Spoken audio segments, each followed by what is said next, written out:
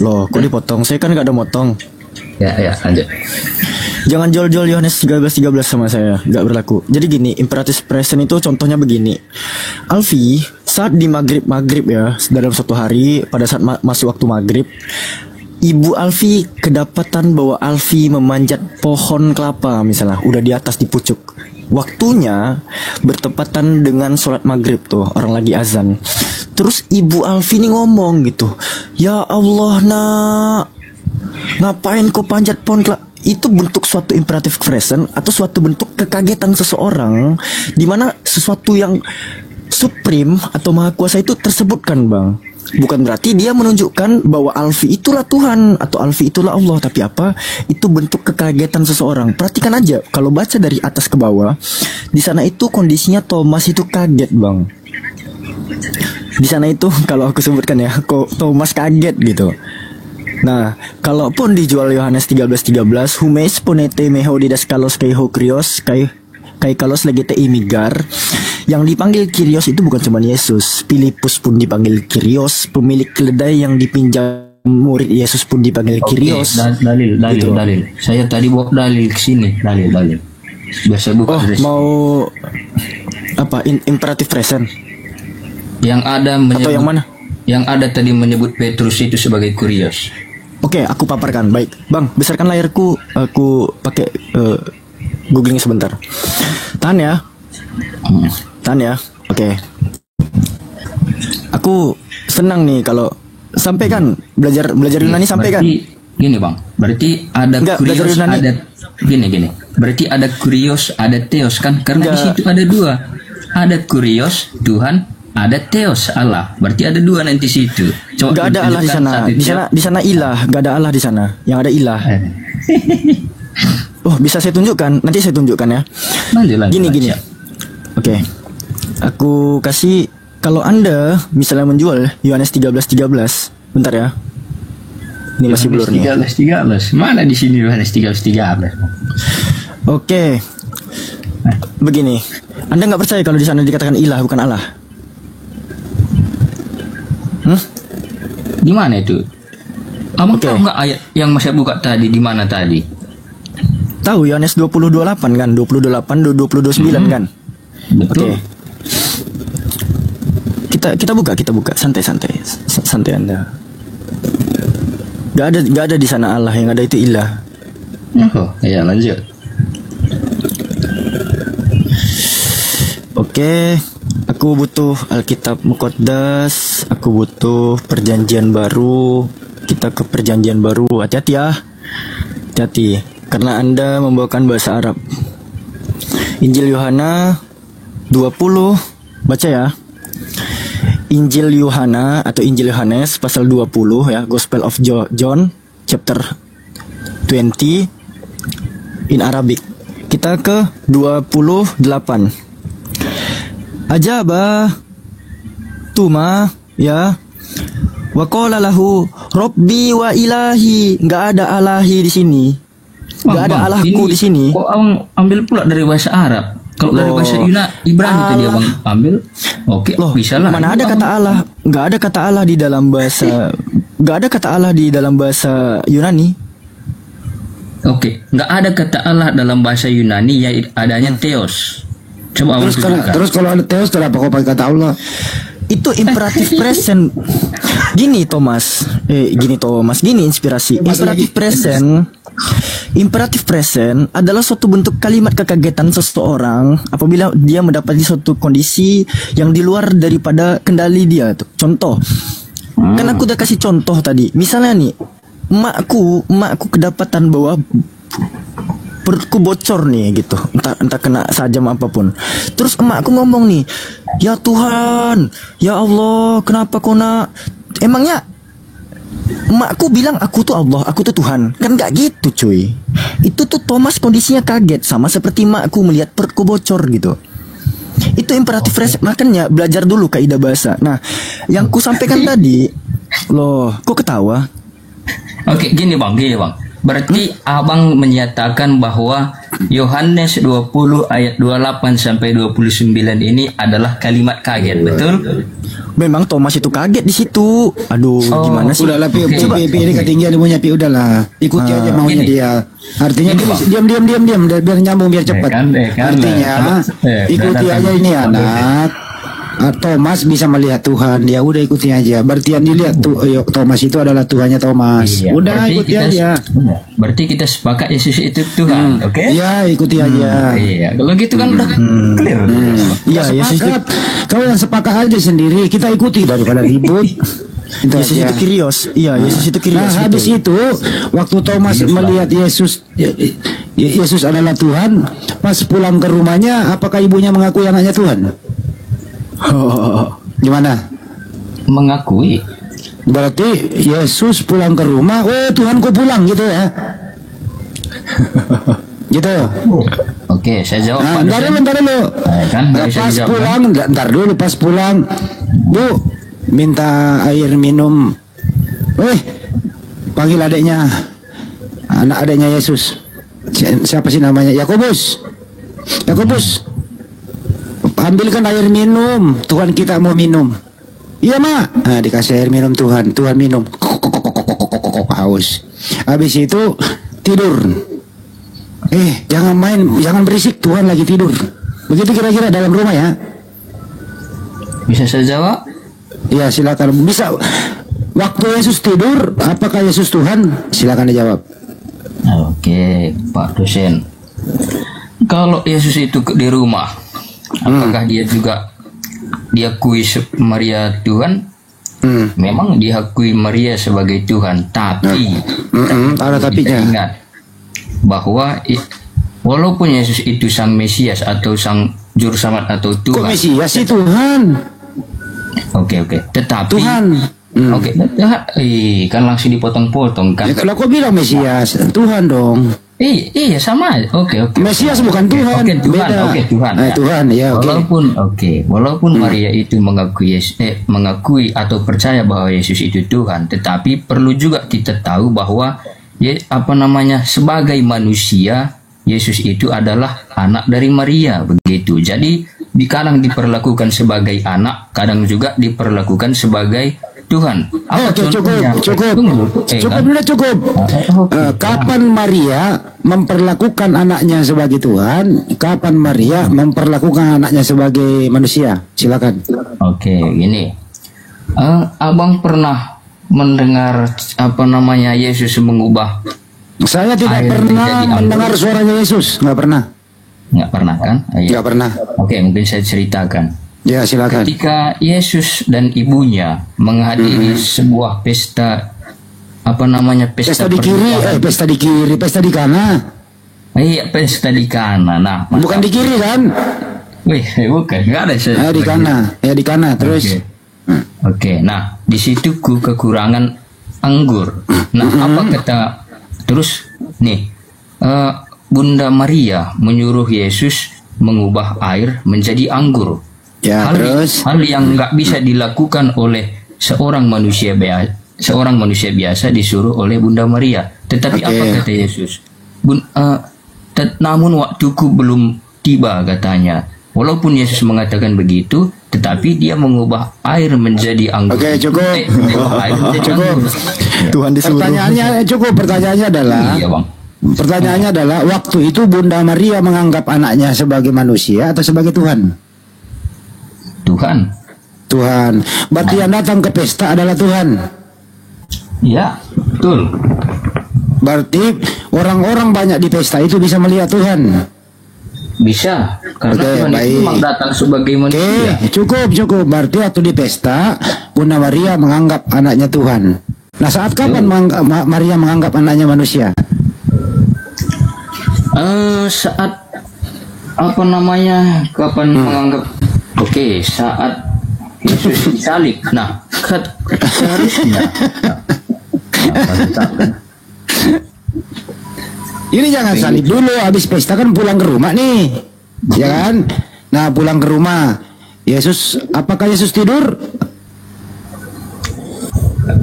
Gini Bang.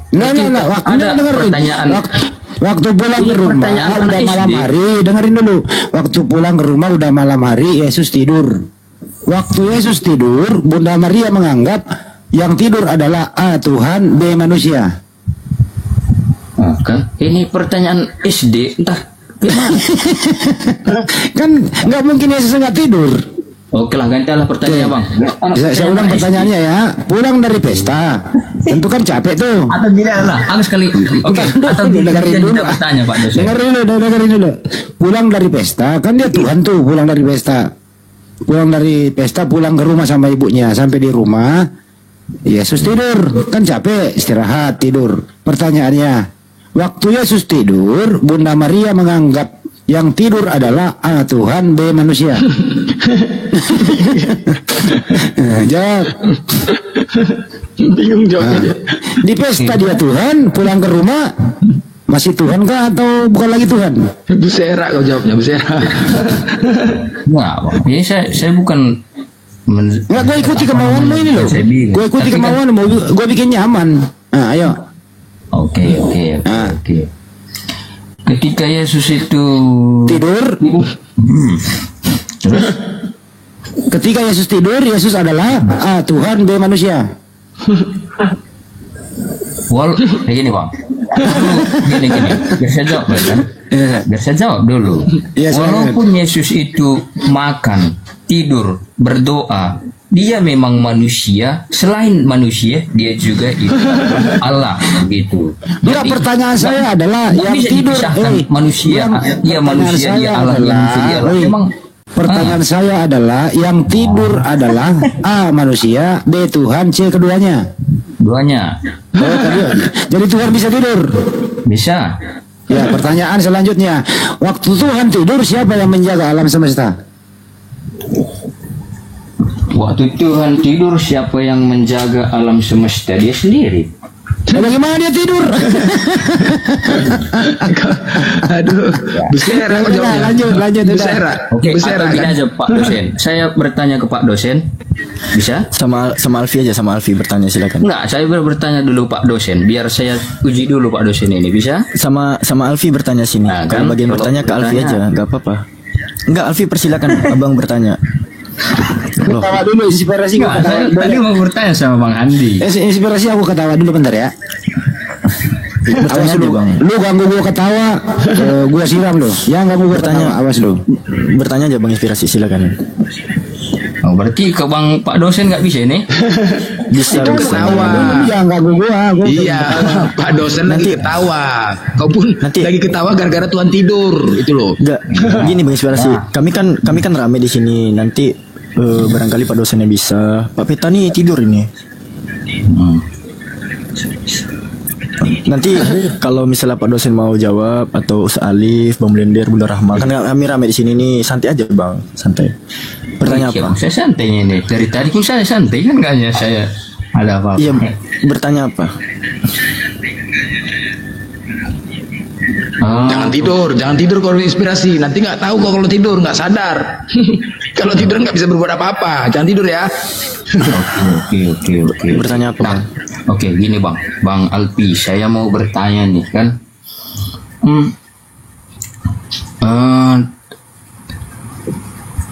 Apa yang saya pikirkan dulu lah. Aku ketawa loh. pergi ke pesta, yang menghadiri pesta Tuhan. Nah, pas pulang ke rumah capek, berhenti jadi Tuhan. Nah, gimana sih lo? Gila kali lah kalian ya. Macam nggak ada arti Tuhan tuh kalian anggap. Ya betul. Iya Bang, karena kan misalnya nih, kalau misalnya aku bertanya yang agak vulgar sedikit kan, dituduh nanti. Coba kau menghayal inspirasi kan kekuasaan Tuhan itu. Coba kau renungkan sebentar. Biar kau sadar Tuhan itu bagaimana. Coba kau renungkan sebentar bagaimana kekuasaan Tuhan itu ketika kau mendengar petir, hujan deras, gempa bumi. Coba, begitu kekuasaan Tuhan itu, kerendahkan Tuhan itu. Coba kau lihat dulu, siapa yang buat itu? Ya, gempa bumi, kena kejadian itu. Enak aja. Kalau inspirasi melihat petir, petir itu Tuhannya. Itulah, enak aja merendahkan Tuhan orangnya. Oke, gini Bang, bisa saya jelaskan sedikit saja. Gak jadi bertanya. Oke, baiklah, makasih. Oke. Atau mungkin biar sejalan aja kita Bang Alpi ini. Kalau dalam keyakinan Bang Alpi itu kan ada dan oke. Gimana? Gini. Dalam kepercayaan Bang Alpi nih. Tolong teman-teman kasih koin dulu si inspirasi nih, kasih koin. Oh iya, saya nggak mau dikasih koin, sama-sama aja sama saya, Bang. Ya kasihlah sebagai bentuk kita terima kasih sama Anda karena Anda berhasil menidurkan Tuhan. Oke, gini Bang Alfi, dalam kepercayaan Abang ini, ketika Adam dan Hawa itu, kalau dalam kepercayaan Abang kan Adam dan Hawa itu di surga nih. Ketika Adam dan Hawa itu melakukan satu saja kesalahan kan, dia itu diusir. Kita sepakat di situ Bang Alfi? Jangan lakukan kesepakatan dulu, langsung aja. Apa pertanyaannya? Enggak, biar sepakat aja dulu. Kalau nggak sejalan, nggak ada pertanyaan, Bang. Bagaimana bersejalan? Bagaimana lu sejalan? Alpi tidak pernah menidurkan Tuhan, lu menidurkan Tuhan, nggak sejalan lah. Iya. Nggak sejalan. Langsung aja, langsung ngomong. Langsung aja Bang, langsung aja. Oke.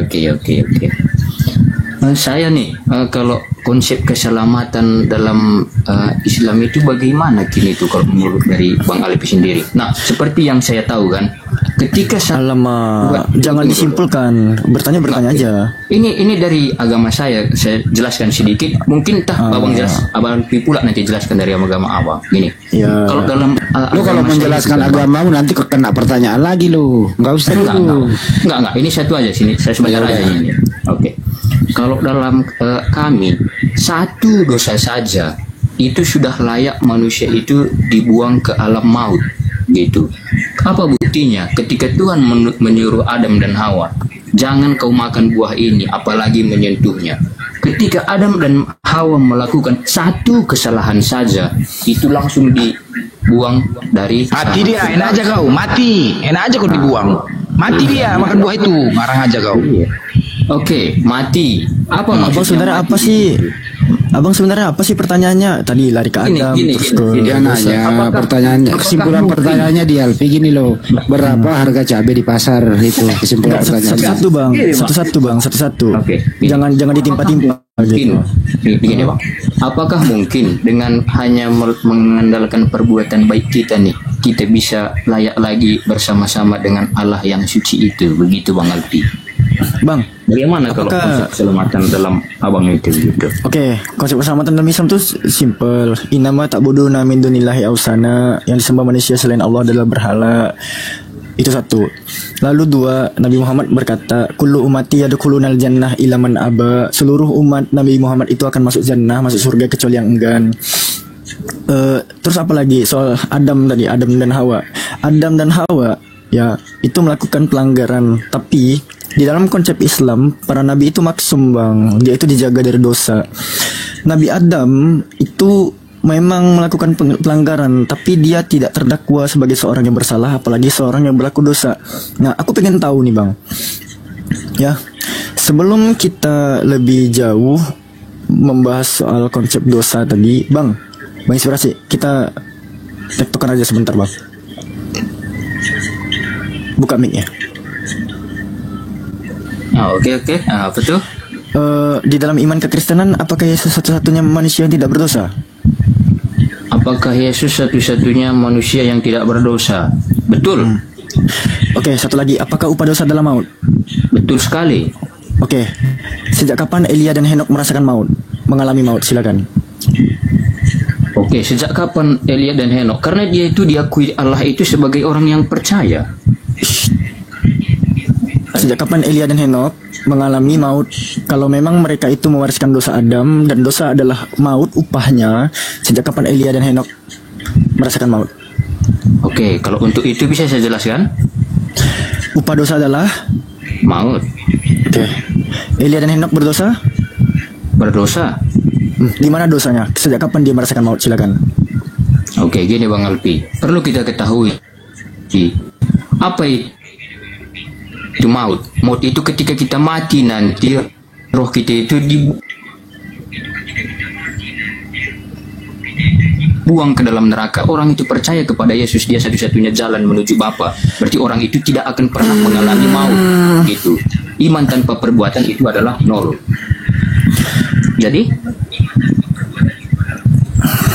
Abang bertanya, Elia, di kapan Henok mengalami maut? Dia memang nggak mengalami maut karena dia itu orang yang dipilih oleh Bapa begitu. Tanpa kematian pun dia diangkat. Berarti dia termasuk orang-orang pilihan.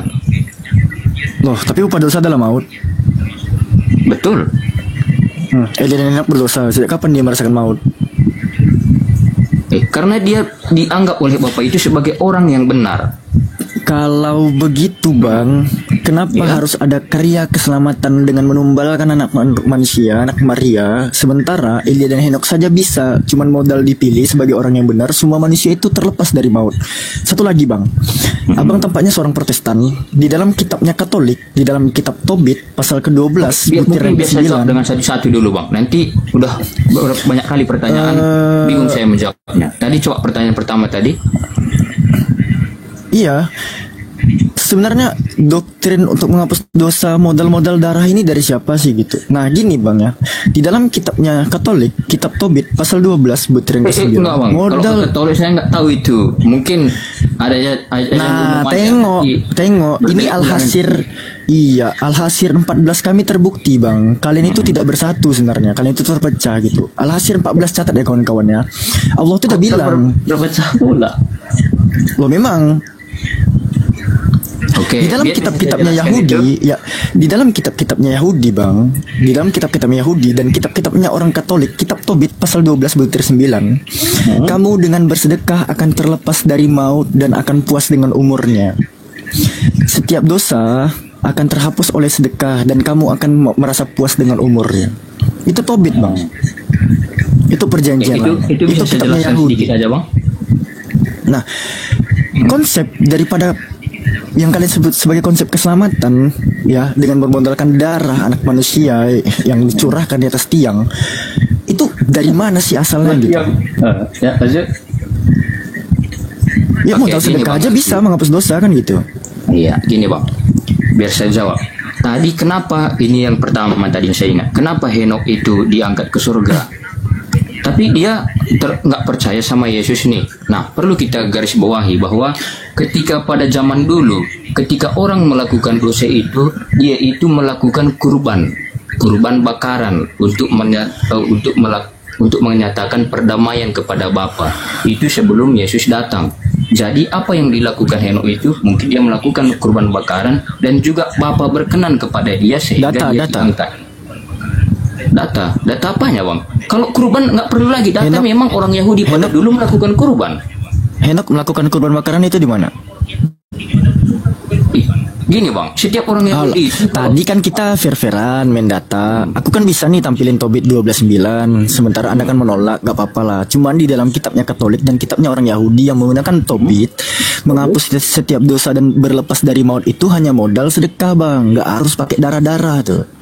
Oke, bisa saya jelaskan di situ Bang? Enggak, data dulu. Henok melakukan korban bakaran biar bisa diangkat Bapa ke surga itu di mana itu? Atau cuman angan-angan dan cita-cita Anda doang? Bukan, gini Bang. Oh, data. Loh, tadi fair-fairan buka data. Kalau mengenai korban bakaran, memang semua orang Yahudi itu melakukan korban bakaran, apalagi datanya. Memang Abang nggak percaya rupanya. Iya, di mana Henok melakukan korban bakaran sehingga dia diangkat oleh Elohim ke surga tanpa merasakan maut dulu. Itu di mana? Oke lah Bang. Mungkin nanti Abang bertanya juga, di mana Henok disunat? Ada ayatnya Henok itu disunat. Memang Henok itu udah disunat karena kebiasaan tradisi orang Yahudi itu ketat. Saya udah membaca bukan hanya Henok. Jadi Moshe, Jakob, Job, Bileam dan seterusnya. Nabi-nabi Yahudi itu disunat pada saat hari kelahirannya, bukan pada saat hari ke-8. Tapi kita jangan membias ke sana. Sekarang Anda buktikan di mana Henok melakukan korban. Di mana ayat-ayatnya? Memang orang itu memang bersunat udah tradisi begitu. Iya, di mana Henok melakukan korban bakaran biar dia bisa naik ke atas surga. Oke lah, biar saya carikan dulu ayatnya di mana Henok itu melakukan korban bakaran. Sangat boleh. Silakan. Terus selagi dia cari data ya kawan-kawan ya, aku hanya ingin ngasih tahu ke kawan-kawan biar hujah dia ini kupatahkan dulu. Teman-teman tahu surah Al-Baqarah? Surah Al-Baqarah ayat yang ke-30. Sebenarnya Adam itu bukan diusir ya kawan-kawan ya, karena dia adalah salah satu nabi kita juga, nabi yang pertama. Allah berfirman, Bismillahirrahmanirrahim, wa is qala rabbuka lil malaikati inni ja'ilun fil ardi khalifah. Jadi Allah itu ya berfirman kepada para malaikat, aku hendak menjadikan khalifah di mana di atas muka bumi. Terus malaikat ini berkata, apakah engkau hendak menjadikan orang yang merusak dan menumpahkan darah di atas sana, di atas muka bumi? Sedangkan kami, para malaikat itu bertasbih memujimu. Terus Allah jawab nih kepada para malaikat, sesungguhnya aku mengetahui apa yang tidak engkau ketahui. Jadi bang, sebenarnya perencanaan untuk mengutus seorang khalifah, yakni Nabi Adam alaihissalam ke atas muka bumi, itu bukanlah atas dasar dia melakukan pelanggaran, tidak. Itu adalah permainan dari Allah. Izin menanggapi nih bang, abang mengatakan bahwa Adam dan Hawa itu tidak diusir. Jadi bagaimana itu bang? Dibuang atau bagaimana itu? Bang, karena udah enak hidupnya di surga, ngapain? Turun lagi ke sini. Data abang dulu cari bang, gak usah bang tanggapi aku. Aku ngomong ke audiens bukan sama anda. Oh, oke, siap abangku. Data dulu. Di mana Henok melakukan korban bakaran sehingga dia berdosa itu bisa diangkat ke surga. Carilah sampai Yesus turun loh.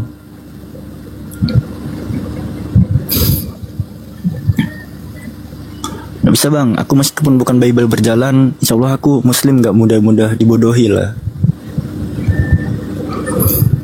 Gini ya kawan-kawan ya, kalau memang dosa waris itu ada dan upah dosa adalah maut, Henok dan Elia itu tidak merasakan maut. Henok dan Elia itu tidak merasakan maut. Jadi konsekuensinya ada dua. Dosa warisnya gugur, atau Yesus satu-satunya manusia yang tidak berdosa itulah gugur. Sebenarnya gini di Alfi.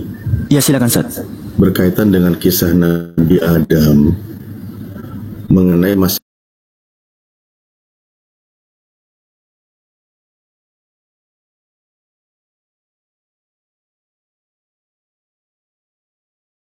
bahwa poin utama yang dipahami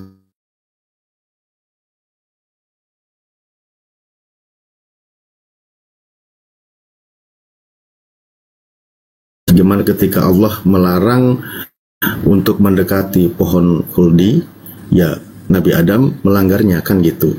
Nah, sekiranya ada kalimat Nabi Adam diusir atau disuruh turun dari surga, itu bukan masalah. Bukan masalah bagi kami umat Islam, karena kesalahan yang dilakukan oleh Nabi Adam itu diselesaikan juga pada saat itu. Ya, kenapa langsung beliau itu bertobat kepada Allah, selesai. Justru yang menjadi masalah ketika manusia diturunkan dari surga ke muka bumi, buat Oten dipertanyakan, yang lebih parah adalah ada Tuhan di muka bumi diusir oleh manusia. Nah itu baru agak ngeri di situ. Jadi sebenarnya kalau Oten bertanya, hal yang logis dibikin tidak logis, yang tidak logis dibikin logis.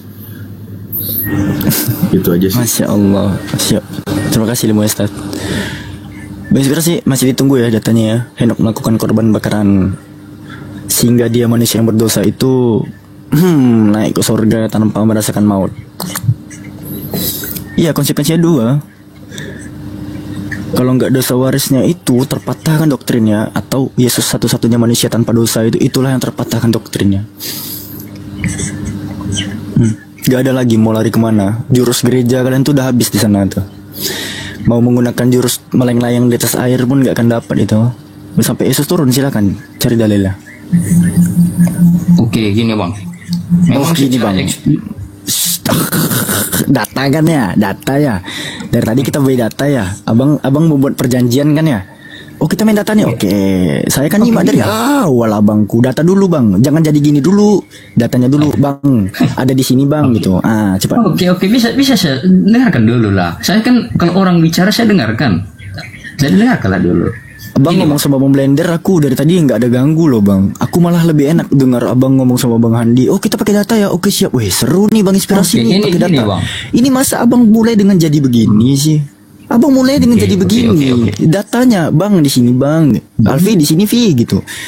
Datanya, setelah dibacakan datanya, jadi gini Vi, kan enak gitu. Ini dimulainya dengan jadi begini. Coba tengok kawan-kawan di bawah tuh. Kami bang, umat Muslim dari kata jadi gini. Tunggu. Coba di mana? Kan enak. Ya, berarti di mana datanya kan? Oke, tunggu dulu. Ini Imamat 1 ayat 3 sampai 4. Jikalau bisa dibacakan dulu, Bang. Jika persembahannya jikalau persembahannya itu berupa korban bakaran dari lembu, maka haruslah ia mempersembahkan seekor jantan yang tidak bercela. Ia harus membawanya ke pintu kemah pertemuan supaya Tuhan berkenan kepadanya. Ia harus meletakkan tangannya ke atas kepala korban bakaran itu sehingga korban itu diperkenan menjadi perdamaian baginya. Ini menunjukkan bahwa kurban bakaran memiliki fungsi perdamaian bagi dosa. Nah, begini Bang Alfi. Tadi kan Bang Alfi harus ada data baru bisa ngomong, betul? Oke. Iya. Gimana di situ Henok melakukan korban bakaran? Gini Bang, ini berlaku untuk seluruh orang Yahudi. Ketika dia melakukan dosa, untuk melakukan perdamaian dengan dosanya itu, dia harus melakukan korban bakaran. Gitu Bang. Jadi kalau secara eksplisit Henok melakukan korban bakaran, memang nggak ada di secara eksplisit mengatakan begitu. Aku udah bantah pakai ini tadi kan. Bible Deuterokanonika. Di dalam kitabnya Tobit pasal 12. Iya, Tobit pasal 12 ayat yang ke-9. Apa dikatakan di sini? Memang sedekah melepaskan dari maut dan menghapus setiap dosa.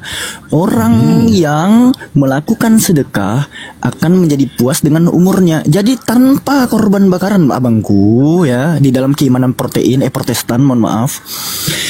Di dalam kitabnya orang Katolik dan kitabnya orang-orang Yahudi, sedekah itu melepaskan dari maut dan bisa menghapus setiap dosa, nggak cuman modal bakaran.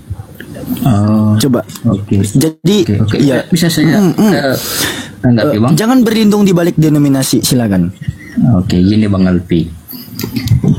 Baik Kristen Protestan atau Kristen Katolik itu, syarat yang wajib dan utama sebelum melakukan perbuatan baik itu adalah iman. Tanpa iman, walaupun orang melakukan kebaikan sebaik apapun, kalau belum ada iman yang memperdamaikan dia dengan Allah Bapa itu omong kosong. Nah, ketika ada iman itu, orang itu baru bisa dinyatakan dapat berbuat baik. Maksudnya apa buktinya? Tunggu dulu Bang. Apa buktinya Bang Alfi? Apa buktinya inspirasi beriman? Yaitu melakukan perbuatan baik. Misalnya tadi bersedekah apa segala macam. Tetapi ketika saya mengaku beriman, tetapi perilaku saya tidak mencerminkan sebagai Kristen atau sebagai orang yang percaya, itu namanya omong kosong, gitu Bang. Jadi yang penting itu iman itu harus ada itu Bang. Coba Bang Inspirasi, tadi Anda mengatakan Henok berkorban karena dia orang Yahudi. Saya ingin tahu Yahudi itu adanya sejak kapan? Yahudi itu adanya sejak kapan? Saya untuk membahas ini itu saya kurang tahu juga itu Pak. Oh gitu. Saya belum bahas yang tadi Anda baca kitab Imamat ya, berkaitan dengan kurban. Itu peristiwa aturan untuk bangsa Yahudi, betul kan? Bangsa Yahudi. Dan Anda mengatakan Henok itu bangsa Yahudi. Dan Anda kalau tahu Yahudi itu kan dari suku Yehuda, dari salah satu ke-12 Bani Israel. Bani Israel itu nama lain dari Yakub. Oke?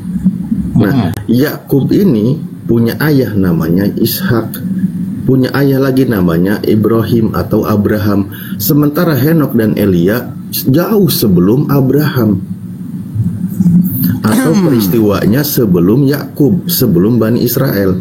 Kenapa kau katakan bahwa Henok itu adalah Yahudi? Sepertinya Anda kurang baca sejarah di sini. Batuk kemenangan. Batuk kemenangan pula. Oke. Iya. Oke, bentar Pak. Henok itu masih cucu cicitnya dari Nabi Adam. Sementara Yahudi itu cucunya dari Ishak, anak dari Yakub. Kejauhan Bang. Jangan-jangan kau bilang Abraham juga disebut Yahudi. Ustaz, bentar lagi nih dengar nih Ustaz. Jadi begini Pak Ustaz.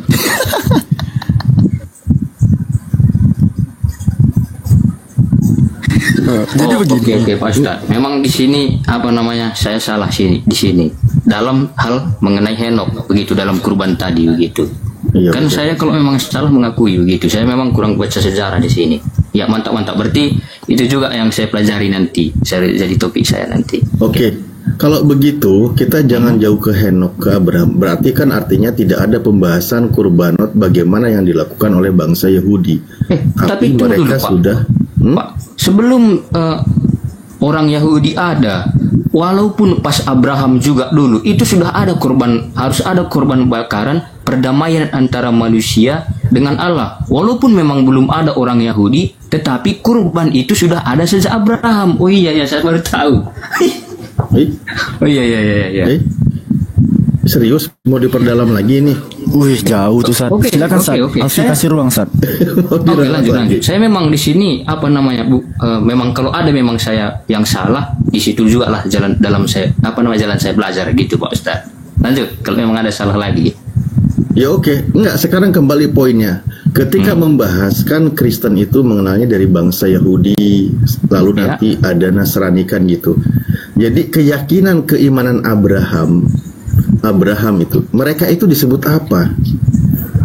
Saya tidak sampai jauh ke Henok ya, ke Abraham deh, yang menjadi kakek buyutnya dari keturunan Bani Israel. Mereka itu keyakinannya apa?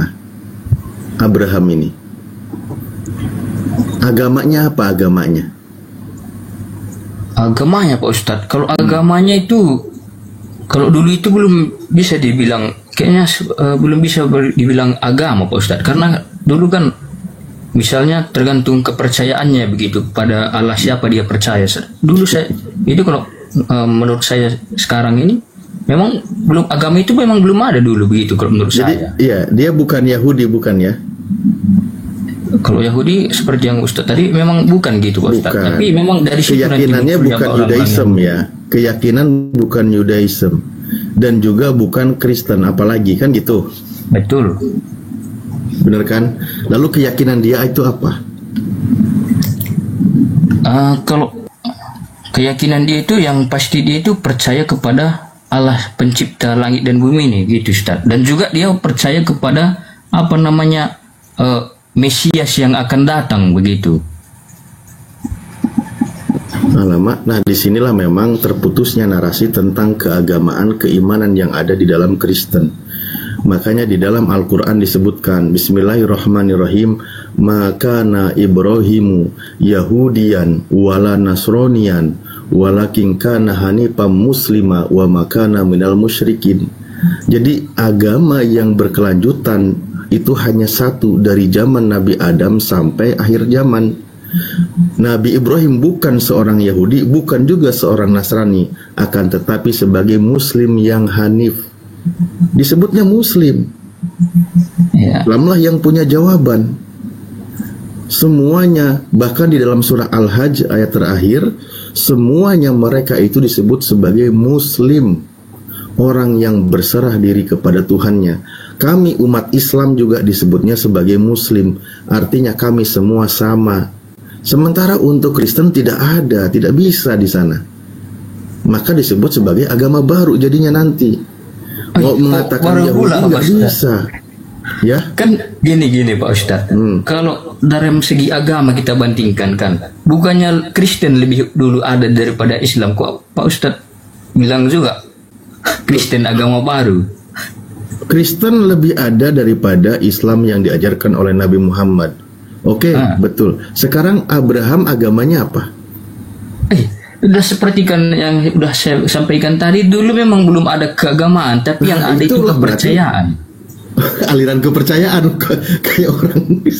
Bukan aliran kepercayaan, tetapi kepada siapa seseorang itu percaya begitu. Apakah itulah kepada dewa? Kalian itu merujuk bukan kepada agama, tapi kepada golongan pengikut. Ibaratkan di Indonesia itu ormas. Jadinya begitu. Ormas pula. Loh, coba Anda mengatakan Kristen. Kristen itu apa? Pengikut Yesus, kan gitu. Nah, sekarang disebutnya pengikut Yesus. Nah, apakah orang-orang Yahudi semuanya pengikut Yesus? Kan tidak. Jadi hanya merujuk kepada pengikut, bukan sebagai ajaran dari Tuhan penamaannya. Apakah Abraham disebut pengikut Yesus? Kan tidak. Ayo.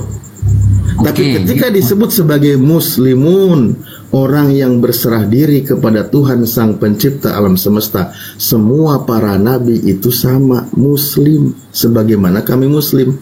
Kalau kami komprehensif menyeluruh, semuanya sama. Tapi kalau untuk Kristen levelnya sebagai sebuah golongan ormas yang dibentuk oleh seseorang. Ada banyak pengikutnya. Tadi kan Pak Ustadz mengatakan apakah Abraham itu percaya kepada Yesus. Otomatis dia itu percaya, dan juga memang mungkin ini juga yang jadi pembahasan saya nanti, yang saya carikan dulu apakah Bapak. Terus yang jadi pertanyaan nih Pak Ustadz, apakah Abraham itu percaya juga nanti kepada Muhammad? Lu percaya sebagai nabi. Berarti sebelum Muhammad itu datang, apakah Nabi Abraham itu percaya bahwa Muhammad akan lahir? Para nabi itu mereka mengenal di alam ruh, makanya semuanya itu ada. Iya. Nah, sekarang coba ketika Anda percaya Abraham mengenal Yesus, kan gitu. Menurut Anda apakah Abraham menuhankan Yesus? Ayo. Nggak bisa bro, nggak bisa ke sana larinya. Gini Pak Ustadz, ini perlu saya klarifikasi dulu. Kapan namanya Yesus? Ketika dia itu lahir sebagai manusia. Sebelum dia lahir, dia itu belum berbentuk manusia. Dia itu berbentuk. Kristen itu baru punya Tuhan di abad pertama. Di zaman Abraham belum ada Tuhannya Kristen, belum ada. Gini Pak Ustadz, Tuhannya Kristen itu bukannya ada setelah Yesus itu lahir, tetapi Tuhannya makanya orang Kristen baru punya Tuhan di abad pertama, aku bilang. Gini Pak Ustadz, bisa. Ini kan Tuhan itu kayak mana dibilang nggak ada permulaannya, nggak ada akhirnya. Jadi kapan Tuhan itu ada? Itu kalau Tuhan, kalau tahu. Yesus ada. Oke, kenapa Allah itu menyatakan dirinya? Yaitu ketika manusia itu jatuh ke dalam dosa. Ketika manusia itu jatuh ke dalam dosa, memang nggak ada cara lainnya. Apakah ketika dengan Abraham Tuhanmu belum menyatakan dirinya? Justru dalam kitabmu Tuhanmu sudah berkomunikasi dengan Abraham. Dengan Nabi Musa juga sudah berkomunikasi. Semua sudah ada itu. Yang jadi masalah di sini adalah Kristen itu berlebihan memposisikan Yesus. Namun ketika mereka itu di statusnya sebagai nabi, para nabi itu sudah mengenal. Makanya ketika ada kata Yesus, sebelum Abraham jadi aku telah ada, itu kami tidak ada yang kaget ketika semua statusnya para nabi. Oke. Sebelum Abraham jadi di muka bumi, Yesus sudah ada di alam ruhnya. Sebagaimana Adam juga sudah ada di alam ruhnya. Karena di dalam Islam, Tuhan itu sudah menciptakan ruh manusia sebelum diciptakan alam semesta. Sebelum diciptakan manusia. Bahkan para nabi semua sudah diambil perjanjiannya. Begitu konsepnya. Makanya ketika tiba-tiba para nabi yang sudah saling mengenal oleh Kristen dituhankan. Mungkin nabi yang lain tertawa aja melihat tingkah kalian. Kalian ini siapa yang mengajarkan? Kok banyak sekali nabi yang meramalkan Yesus itu, Ustaz. Baik Nabi Yesaya, Mika, sebelum Yesus itu lahir, jauh-jauh sebelum Yesus itu lahir, udah meramalkan bahwa Mesias akan datang. Nah, berkaitan dengan Yesus itu kan Ustaz, mungkin Pak Ustaz mengatakan berlebihan. Saya punya banyak sekali data yang menunjukkan memang ciri-ciri Allah itu ada di dalam Yesus. Pak Ustaz mau dengar? Yang dinubuatkan oleh para nabi itu seorang hamba atau bukan? Oke, mungkin biar saya cari dulu datanya Pak Ustadz, biar banyak. Oke, bentar ya, biar saya cari. Mau saya bantu datanya? Oh, enggak usah. Ini boleh saya bantu jawab? Biar cepat loh. Selamat malam Pak Ustadz. Selamat malam. Boleh saya bantu jawab masalah Abraham? Oke, saya bercerita. Sebelum agama Kristen dan Islam ada, kitab Taurat sudah ada. Orang Yahudi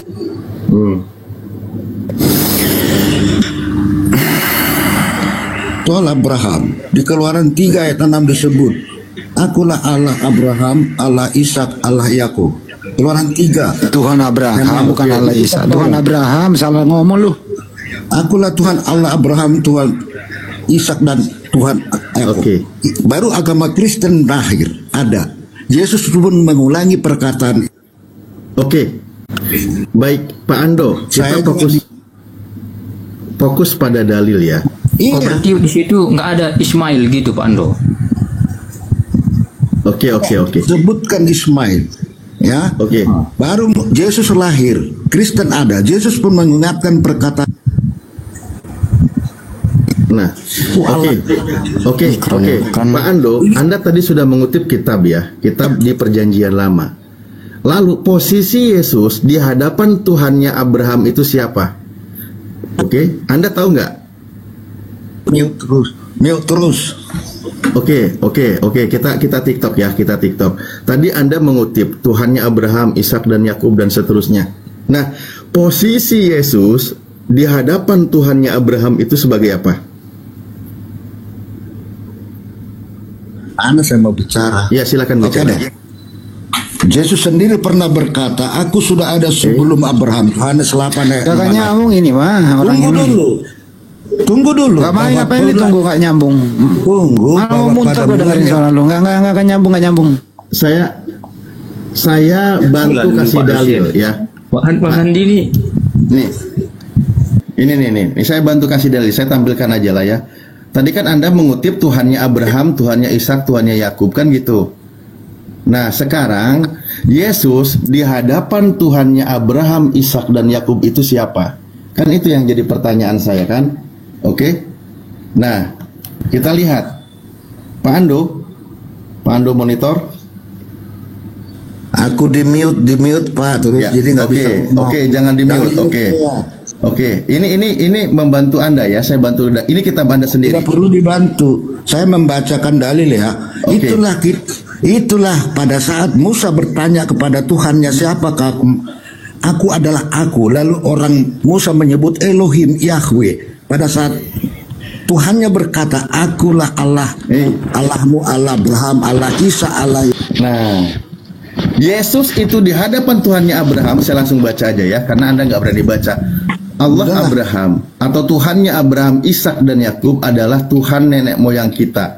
Telah memuliakan hambanya, yaitu siapa? Yesus. Jadi Yesus itu di hadapan Tuhannya Abraham itu sebagai hamba. Anda tadi mengutip kita itu. Ya disinilah poinnya Pak. Jadi Pak Ando ini sedang menuhankan hamba Tuhan. Bagaimana sih? Bagaimana? Saya mau urutkan dulu.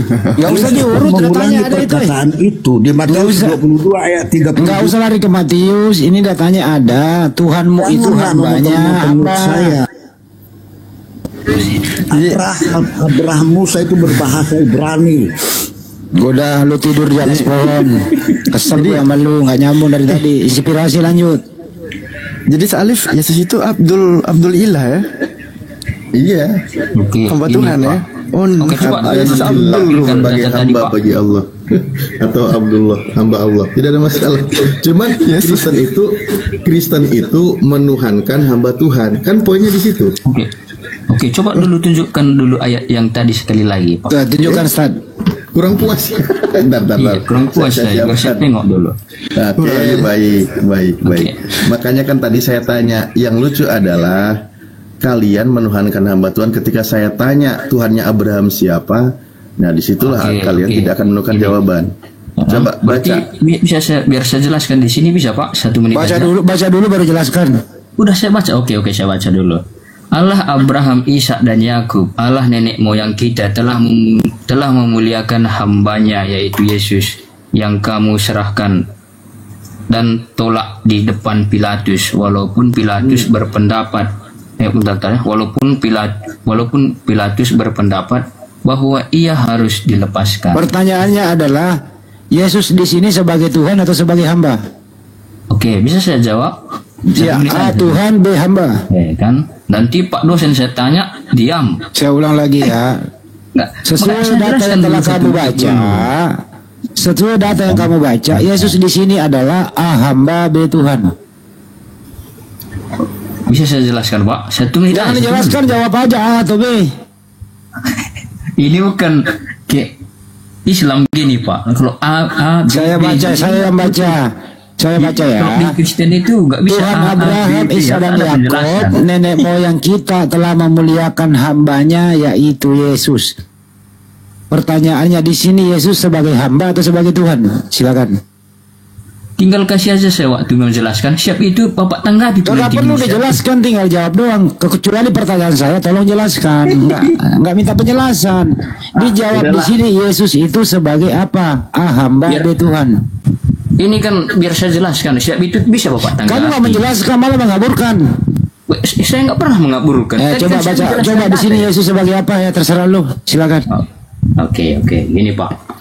Tadi kan seperti yang saya tadi jelaskan tadi kan, kapan disebut namanya Yesus ya? Ketika dia itu lahir. Nah, di sini coba kita tengok di situ bahwa Tuhan Ibrahim dan Tuhan Ishak dan Tuhan Yakub, yaitu Tuhan nenek moyang kita, mempermuliakan hambanya yaitu Yesus. Memang kalau kita lihat sebagai posisinya atau sebagai jabatannya di situ, Yesus itu memang diutus. Nah, diutus dan dia juga sebagai hamba. Ya udah cukup, udah dijawab. Yesus hamba dong. Dari tadi kan kamu jawab. Iya, tunggu dulu. Udah selesai. Dalam Kristen itu udah kau aku Yesus hamba, lanjut Tad. Udah diakukan, udah dijawab. Dibeli udah.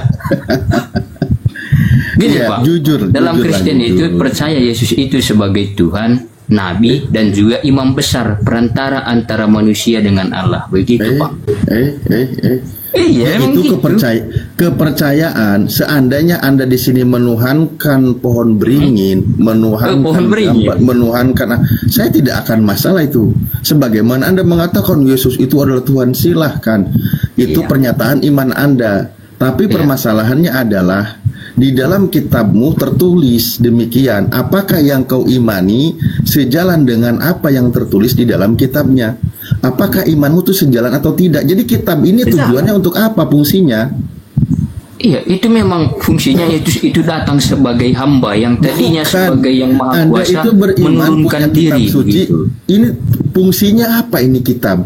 Ketika tertulisnya sebagai hamba, tapi kau katakan sebagai Tuhan.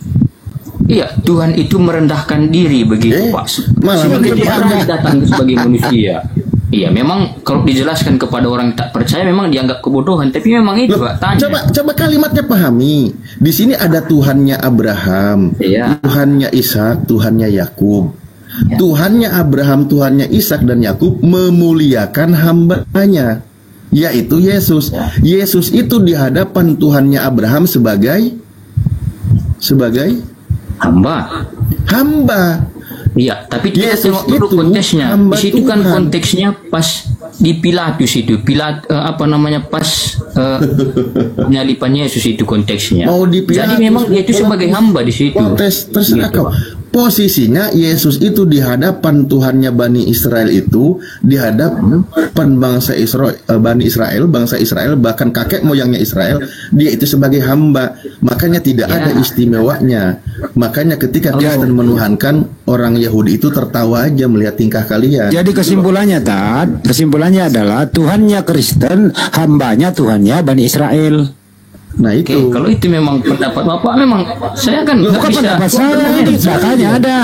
Coba kita perkuat lagi, di sini nih ya. Nih, ini pernyataan Tuhannya Bani Israel juga. Iya. Nih.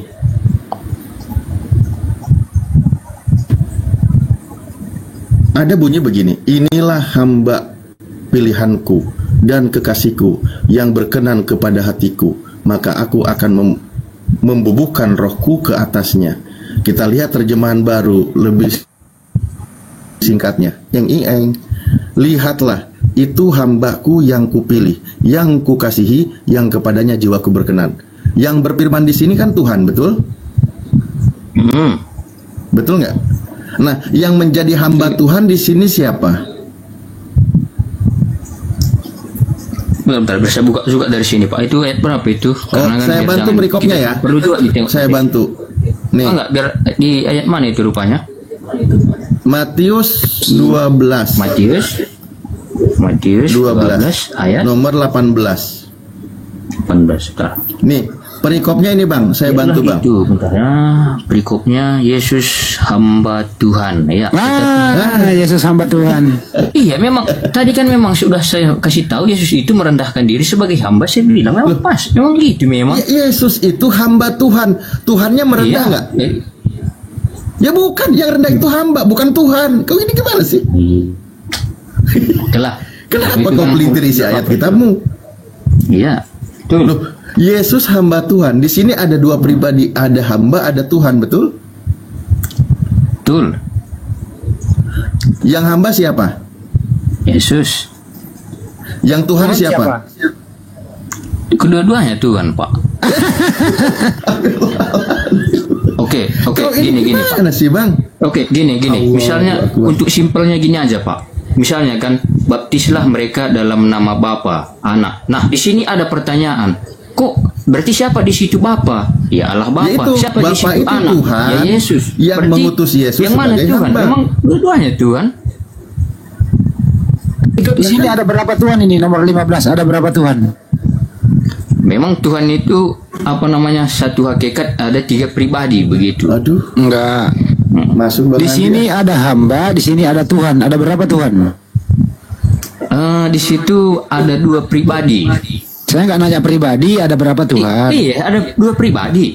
Berarti 2 Tuhan. Iya. Oke. Coba sebutkan nama Tuhan itu yang 2. Namanya Allah Bapa dan Anak. Oh, berarti Bapak Tuhan, Yesus Tuhan. Betul. Ada 2 Tuhan ya? Oh iya, oke, saya ikuti. Oke. Yang mana yang menjadi hamba? Yang mana yang menjadi hamba, yaitu sang anak yang datang sebagai manusia. Waktu menjadi hamba, apakah dia Tuhan? Betul. Jadi Tuhan menghamba. Iya. Oke, Tuhanmu hamba. Oke. Baik, makasih. Lanjut, Ustaz. Jujur dia. Ya, inilah repotnya. Makanya saya bilang tadi, Kristen itu menuhankan hamba Tuhan. Jadinya begini konsekuensinya. Sebenarnya kan Yesus itu jelas diseru oleh Tuhannya. Yang berseru itu Tuhan. Dan yang jadi hambanya itu Yesus. Tuhan itu berseru, lihatlah itu hambaku yang kupilih. Yang berseru itu Tuhan, bukan hamba. Yang diseru itu hamba, bukan Tuhan. Ini akal sehat berdasarkan bahasa Indonesia yang baik dan benar tidak akan membantah kecuali doktrin iman Anda. Karena faktanya begitu ayatnya. Oke. Nah, oke. Ya iya begitu kan. Coba. Gini Pak, tadi bisa saya jelaskan sedikit saja. Oke, gini Pak. Yesus hamba Tuhan. Nah, di situ kan berbicara mengenai posisinya. Nah, di situ. Oten. Inspirasi. Izin. Sebentar sekali izin ngomong. Izin Ustaz. Akang, angkat teleponnya Akang. Penting. Akang. Oke. Host. Lanjut Bro. Kau orang baik sebenarnya, silakan bro. Kita harus adil. Kau bicaralah sepuasnya. Oke, gini Pak dosen. Di sini hamba ini memang di sini kan tentang penugasan lah misalnya kan. Siapa yang mengutus yaitu Allah Bapa itu sendiri. Siapa yang diutus yaitu sang anak. Nah, di situ memang kalau kita bandingkan secara jabatan, memang yang diutus itu adalah hamba. Berarti Yesus itu sebagai hamba. Nah, satu juga perlu yang mengerti bahwa seperti yang dibilang tadi bahwa ini harus menggunakan akal gitu. Kalau yang prinsip yang saya pahami begitu Pak, kalau berbicara mengenai ketuhanan ini udah berbicara di atas akal kita, supra rasional. Oh, jadi menurut kamu tidak masuk akal. Kan langsung dipotong kan? Jadi saya potong doang. Menurut kamu ini tidak masuk akal. Gini, tunggu dulu Pak. Ini ketika saya siap nanti baru Bapak tanggapi lah. Ya tadi kamu udah bilang tidak masuk akal, supranatural. Iya, gini. Siapa yang mau kita dengarkan? Siapa yang mau kita bicarakan atau siapa yang mau kita bahas? Sang Pencipta. Siapa yang membahas? Pencipta. Mana mungkin kita bisa menangkap dalam otak kita yang kecil ini seluruh keberadaan Sang Pencipta itu? Kalau memang bisa kita tangkap, Bang, pengetahuan. Bang, mari kita lihat pembeda antara hamba dengan Tuhan. Kata Yesus. Pak, Kata gini Yesus. Pak, beda dia konteksnya dalam hal manusia beda dengan ketuhanan begitu. Itu berbicara mengenai penugasan. Betul. Makanya di sini ada pembeda antara hamba dengan Tuhan. Ini sangat jelas. Tuhan itu adalah penciptanya, hamba itu adalah ciptaannya gitu loh. Si hamba ini menghamba kepada Tuhannya. Kata Yesus berkata begini. Seorang hamba tidak lebih tinggi daripada tuannya. Begitu juga seorang utusan daripada dia yang mengutusnya. Yesus itu utusan, Yesus itu hamba. Derajat dia di bawah sang pengutusnya. Begitu Bang.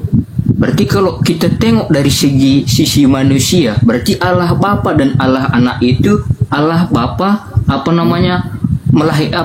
membuat hubungan dulu baru melahirkan Allah Anak. Itu kalau kita tengok dari segi manusia. Inna ilaihi rajiun Bang. Yes. Pak Ustaz, kenapa kau malah jadi tuduh berzina lagi Tuhanmu? Kau ini. Itu kan kalau kita berarti itu memang nggak bisa ditengok dari sisi manusia gitu Pak Ustaz. Lah, Yesus itu mau ditengok dari sisi apa? Itu memang dari segi sisi penggambarannya. Kenapa Yesus justru perintahnya itu adalah Yesus itu sebagai manusia untuk percaya. Kalau Anda tidak percaya Yesus sebagai manusia, Anda mengikuti pengajar sesat. Itu tertulis di kitab Anda juga. Sekarang Yesus yang dilihat sebagai manusia, dia itu adalah hamba Tuhan. Di mana tertulis di sini nih yang saya pampangkan. Nah, sebagai hamba Tuhan, Yesus itu diseru oleh Tuhannya, hambaku yang kupilih, yang kepadanya jiwaku berkenan. Lah ini bunyi ayatnya. Sebagaimana tadi diperkuat juga di Kisah Para Apostolos 3 nomor 13, bahwa Yesus itu hamba dari Tuhannya Abraham, Ishak dan Yakub. Itu tertulis. Tapi yang diimani oleh Kristen pasti berbeda. Iya, mungkin nanti di ayat ini memang perlu juga saya perdalam sedikit. Tetapi memang gitu Pak Ustaz. Kalau dalam memahami Alkitab ini memang nggak terkadang di atas akal kita. Terus kata Bang Handi juga kan, kalau berarti nggak masuk akal katanya. Baru semalam kan udah sempat juga kami bahas kayak mana masuk akal air menjadi anggur, saya bilang. Terus Bang Handi nggak bisa lagi lah menjawab di situ. Memang kadang itu kan mukjizat. Kadang mukjizat itu. Iya Pak Ustaz. Mungkin saya izin dulu lah live ya Pak Ustaz, karena kan udah mau jam 2 juga, besok sekolah juga Ustaz. Oh iya. Iya, saya izin dulu ya Pak Ustaz. Jangan lupa diselesaikan PR-nya. Ingat kalau ada pertanyaan. Ada PR. Oke, siap Ustaz. Katanya besok sekolah. Iya ya Pak Ustaz. Aduh. Oke, sampai jumpa. Selamat malam. Selamat malam. Ya, minimal ya mengikis yang sudah berkarat itu perlu waktu kawan. Kalau saja kau simpan doktrinmu, baca kitabmu pelan-pelan, maknai secara akal sehat, jangan mengandalkan doktrin, minimal engkau sudah terjembatani untuk menemukan kebenaran berdasarkan ajaran dari Tuhan. Gitu. Karena apa yang tertulis dengan apa yang kalian imani itu sangat berbeda, bertolak belakang. Disitulah kenapa ketika kita berdiskusi, ya, jangan kalian memaksakan untuk kepada Al-Quran. Kalian sendiri belum berdamai dengan kitabnya. Ya, seperti itu poinnya. Silakan ada yang baru bergabung mungkin. Daniel, selamat pagi.